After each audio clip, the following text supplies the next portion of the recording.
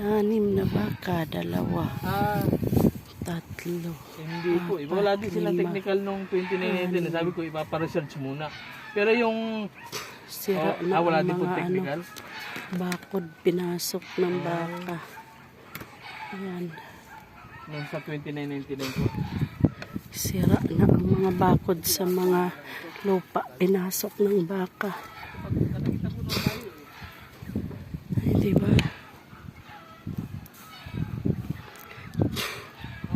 Nagpasurbi kami ngayon, nagpasurbi sa aming lupa. Yan, gitirika na dyan sa katabi, oh. Yan. Ilang patong na ba yung haloblak? 1, 2, 3, 4, 5, 6. 6 patong na. Ganyan pa kahaba. Yan.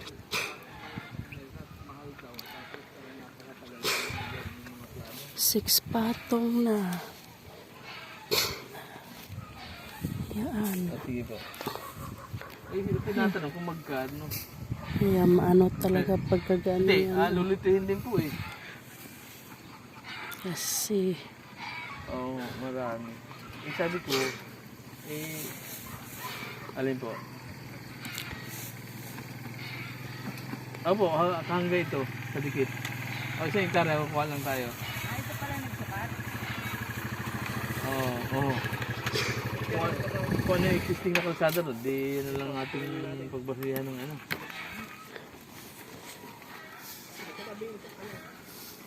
Sabi niya, diba?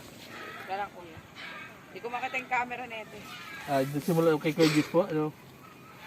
Malaki pa nga yan eh. Tabi po, tabi mismo nung ano, kasi may mga lote na silang sinasukat kay Amerika dito eh. Hindi ko pala na ano, nagpasukat ng 5 lote si ate, si ate Lupi, tinatapos ko lang dito ko sa kay Mr. Cinco. Hindi mo ako tapos sa baka. Yung Sa tax din po pinasa sa akin, 1 hektarya lang eh. Ako walay na.